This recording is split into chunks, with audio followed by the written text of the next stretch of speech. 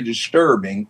Individuals belonging to a party are going to do the equivalent of a child in elementary school throwing something at another child and then running to the teacher and saying, teacher, teacher, he's going to hit me. You just wait until you go, my mommy picks me up. You won't be able to catch me. Nah, nah, nah. See, that's what it looks like. And the idea that three individuals.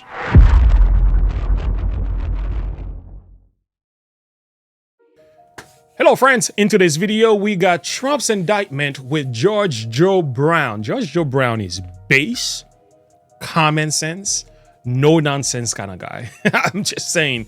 And we also have the fallen state, my man Jesse Lee Peterson. Let me get him correct.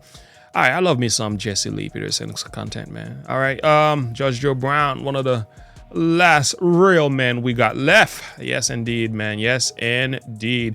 We need to see Judge Joe Brown out there more. There is absolutely, this was absolutely enlightening. Yeah, indeed. Judge Joe Brown. Thank you, Judge Joe Brown, for enlightening us. You are among the great men in the US. He really is, man. So let's get to this video.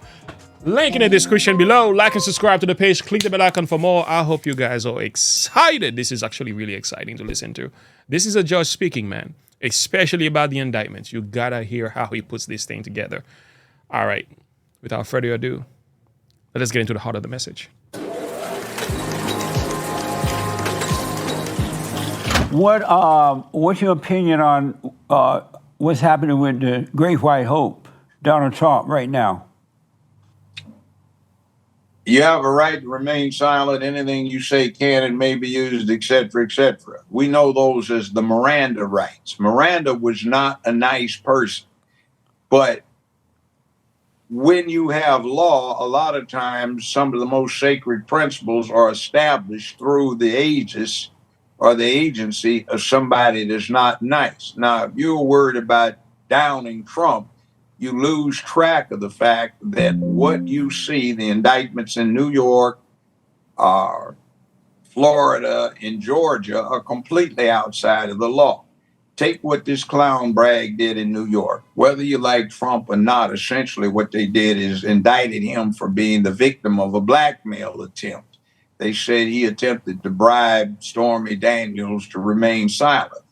This guy didn't go to law school and didn't pay much attention when he was there, because when you flip the script as you were instructed first year, if you had to pay somebody to be quiet, you got blackmailed. So he's the victim of a felony.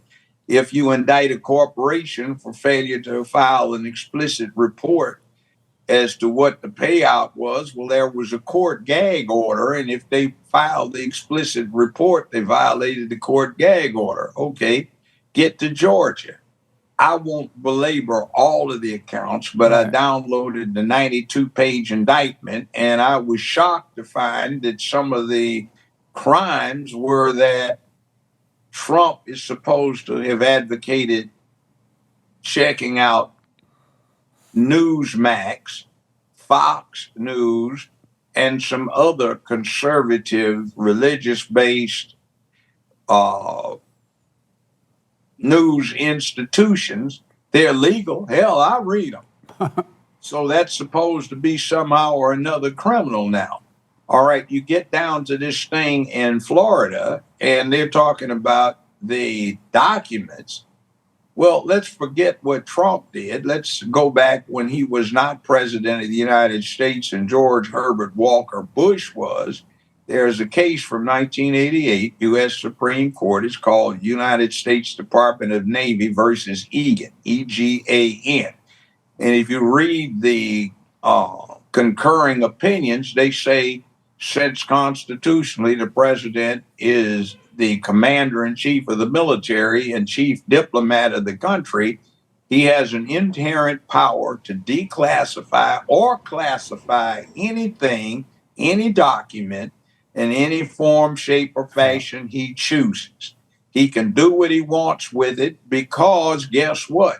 The mandate that causes it to be prepared says it is for the exclusive purpose of advising the president on the state of our intelligence versus what's going on in the world. So he also has a fiduciary responsibility. It's been held that you do, once you take that oath, whether you are in office or not, it still binds you, and you have to make an assessment on whether archivists have appropriate security clearances. And also, the other thing goes to this. Even if Congress comes up with a law that says he can't, well, that's unconstitutional. And Marbury versus Madison, 1803, 220 years ago, says if Congress passes an unconstitutional act, it is null and void. And that's what seems to be the case here. So you keep going into it and you find something that is very disturbing. Individuals belonging to a party are going to do the equivalent of a child in elementary school throwing something at another child and then running to the teacher and saying, teacher, he's going to hit me. You just wait until you go, my mommy picks me up. You won't be able to catch me. Nah, nah, nah. See, that's what it looks like. And the idea that three individuals are going to, or three little entities are going to deprive the American public of who they want to vote for is absolutely disturbing. Let's say it looks like the National Socialist Workers Party. Yeah. Now, if you're not familiar with that, the acronym for National Socialist Workers Party is Nazi. Nazi. And we remember Adolf and Heinrich and all those guys. And what happened? So much substance. I love me some common sense.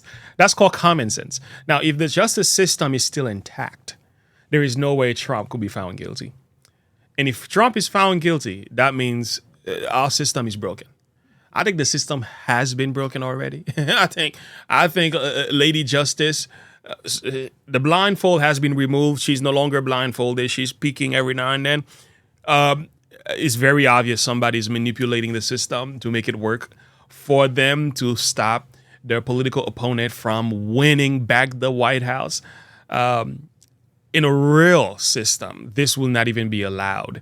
The fact this is even being considered is a problem. But again, you can indict Trump and do all of that stuff. And again, this is why his popularity is rising, because people can see through the shenanigan. We can see through all this mess that this is utterly unnecessary. And again, don't get me started. Let the judge do his thing. Let me ask this. Do you think they're going to put him in prison? There's no way this should stand on appeal. What they want to do is... Say that again, Judge. Say that again. There's no way this should stand on appeal. What they want to do is take allowance of what Biden and Spence and Byrd introduced 40 years ago, is legislation that allows a U.S. attorney, for the specific purpose of crippling someone, bringing criminal charges, even if there's no chance of making them stick. This is what I said was happening when they started the prosecution of Dr. Bill Cosby. I said, this is so far on the wrong side of the Fifth Amendment, there's no way it would stand. Now, I've talked to Dr. Cosby personally several times since he got out, and they offered him immediately, we'll let you out 2 or 3 days if you'll just go along and concede. No way. He wouldn't. And the bottom line is you can't violate the Fifth Amendment by saying one DA says we're not going to prosecute. Okay, so now he doesn't have any protection against being required in a civil matter to answer interrogatories.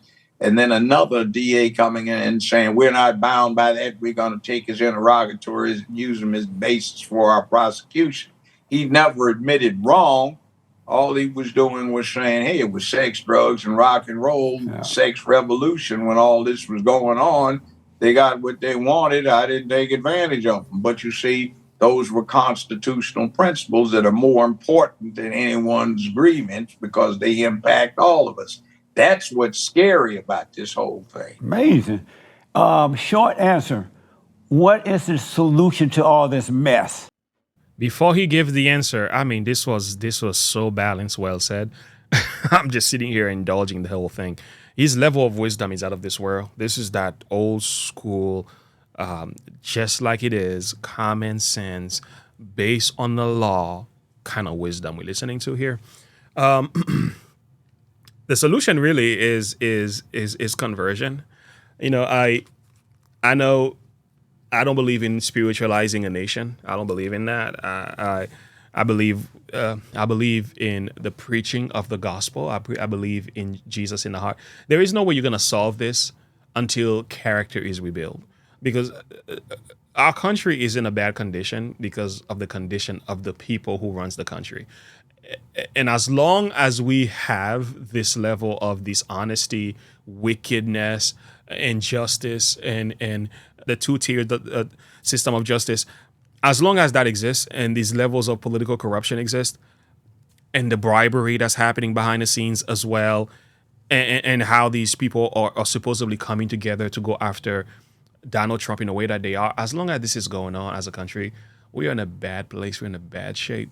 And I'm going to let him do his thing. But I'm just thinking about it, I'm like, man, the people who are running this country must be, their minds got to be right. They need to stop being so politically motivated. They really need to stop being that way. Anyway. Home training, but since we don't have home training, we have. He said the solution is home training. That's it. Amazing. Short answer. What is the solution to all this mess? Home training, but since we don't have home training, we have to get back to where we were 40 years ago, 45, 50, 60 years ago, which is churches, synagogues, mosques, temples, the public, the movies, the entertainment industry. The people start talking about character, making where you live a better, safer, more secure place filled with economic prosperity, sense of purpose, etc. Being brave and courageous, men and women of public peace, dignity, order, otherwise, where it's up to us to do this. Nobody's going to do it for us. Yes. I love this type of ending. I love the way he ended that. Exactly. Character. And that's what's lacking today. We have a bunch of people in position who have they have no business being there. None whatsoever. They need to be fired, somebody says. But I think Donald Trump is going to be just fine. I'll be honest with you. I think he's going to be just fine, because there's a lot of disagreements when it comes to the way the law is being used.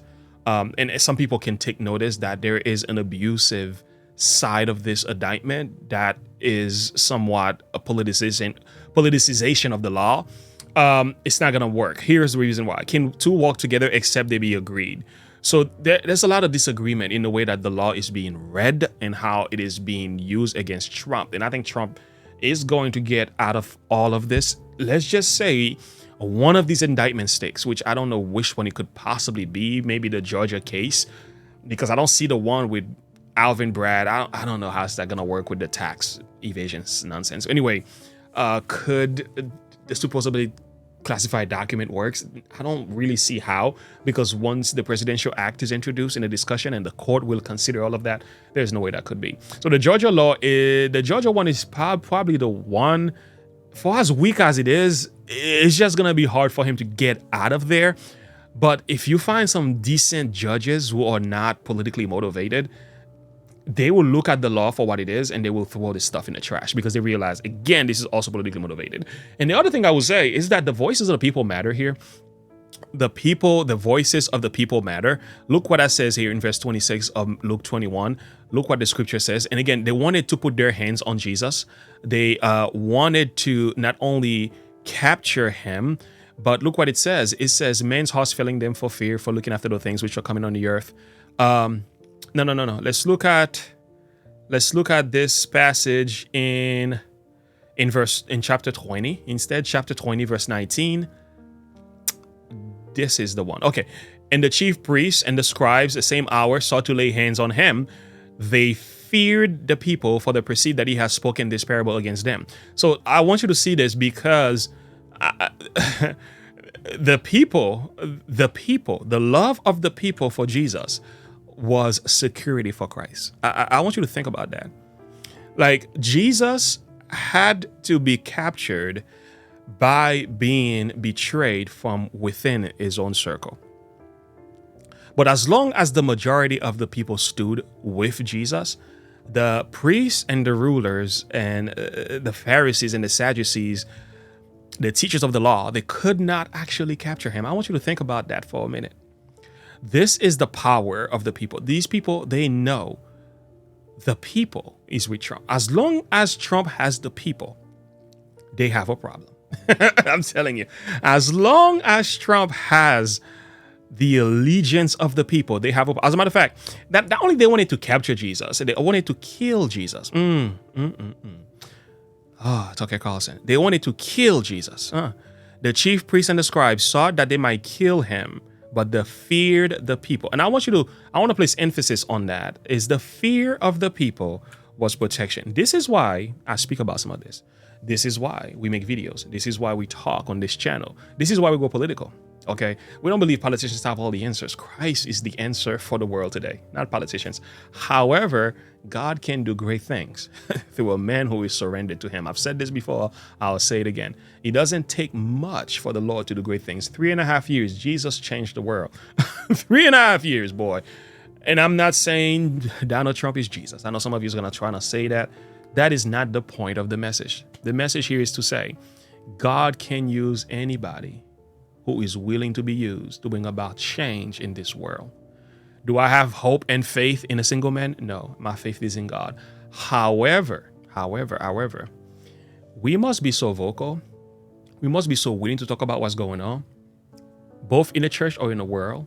Be so bold about it that the fear of the people will cause them to think twice. They should think twice, 3 times and more. They should consider their position and say, you know what? The fear of the people. We better be careful how we treat this man. We better be careful what we do to this man. You know, when you watch the scripture, and I really hope there's no Judas in our midst, Judas to betray Jesus. I hope there is none, because that's what Trump needs to be worrying about, the Judas or problems, man. Anyway, friends, link in the description below. Like and subscribe to the page. Click the bell icon for more. Like I've always said, pray for Donald J. Trump. Pray for Donald J. Trump. I pray for this man, and I ask people to do the same, because I realize, friends, this is bigger than men. We are in a spiritual warfare, and what we're seeing happening in politics has a close link to the culture world, to the culture, and it also impacts the church. It impacts society as a whole. It's not a small matter. All right. So pray, trust the Lord, and do good as often as you can, but at the same time, vote accordingly. Anyway, friend, thank you for listening. Have a good one. Bye.